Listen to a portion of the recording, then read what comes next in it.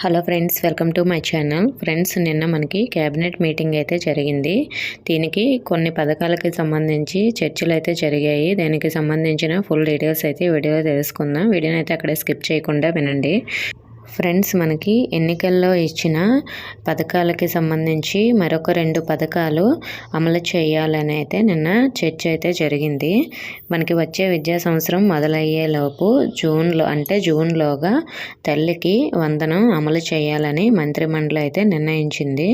అలాగే ఎన్నికల్లో హామీ ఇచ్చిన మేరకు ప్రతి ఇంట్లో పాఠశాలకు వెళ్ళే పిల్లలు ఎంతమంది ఉంటే అంతమందికి కూడా ఈ పథకాన్ని వర్తింప చేద్దామని కూడా చెప్పడం జరిగింది.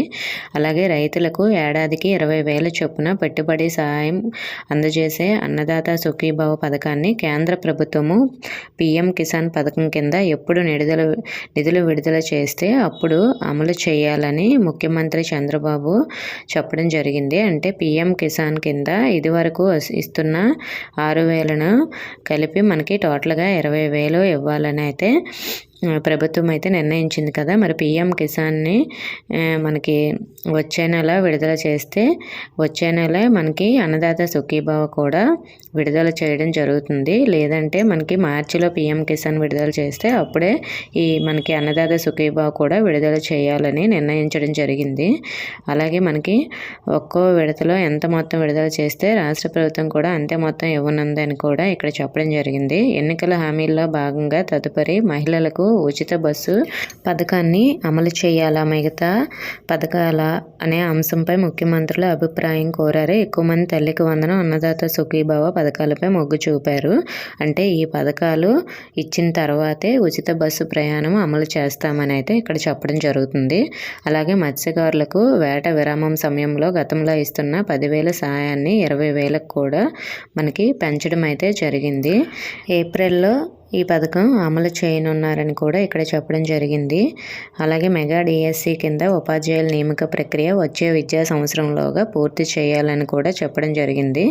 నెక్స్ట్, విద్యార్థులకు ఫీజు రియంబర్స్మెంట్ నిధులు విడుదల చేయాలని విద్యాశాఖ మంత్రి లోకేష్ కోరారు. కళాశాలల యాజమాన్యాలకు భరోసానిచ్చేలా మొదట కొంత మొత్తం చొప్పున విడుదల చేయాలని ముఖ్యమంత్రి మండలి నిర్ణయించింది. అలాగే యాజమాన్యాలు విద్యార్థులు ఇబ్బంది పెట్టకుండా చూడాల్సిందిగా జిల్లా కలెక్టర్లను ఆదేశించాలని ముఖ్యమంత్రి అన్నారు. అంటే మనకి ఫీజు రియంబర్స్మెంట్ కొంత మొత్తం మాత్రమే విడుదల చేస్తారు, కానీ అది ఎప్పుడు అనేది ఇంకా డేట్ అయితే ఫిక్స్ చేయలేదండి. అలాగే అమ్మఒడికి సంబంధించి, అంటే మనకి తల్లికి వందనం పథకానికి సంబంధించి కూడా వచ్చే విద్యా సంవత్సరం లోపు అన్నారు, కానీ ప్రస్తుతానికైతే డేట్ అయితే ఫిక్స్ చేయలేదు. అలాగే అన్నదాత సుఖీభావ కూడా పీఎం కిసాన్ ఎప్పుడు రిలీజ్ చేస్తే అప్పుడు మాత్రమే మనకి అన్నదాత సుఖీభవ రిలీజ్ చేస్తారంట. అంటే ఇవన్నీ మనకి కంప్లీట్ చేసేసరికి జూన్, జూలై అలా అయితే అవుతుంది. ఈ అప్డేట్ ప్రకారం మనకి జనవరిలో ఏ పథకాలు కూడా రిలీజ్ చేయరండి. సో ఫిబ్రవరిలో కూడా మనకి రిలీజ్ చేసే అవకాశాలు లేనట్లే. సో ఇంకా మనకి చాలా లేట్ అయితే అవుతుంది. ఓకే ఫ్రెండ్స్, ఇన్ఫర్మేషన్ నచ్చితే వీడియోని లైక్ చేయండి, మీ ఫ్రెండ్స్కి షేర్ చేయండి, మన ఛానల్ని సబ్స్క్రైబ్ చేసుకోండి. Thank you for watching.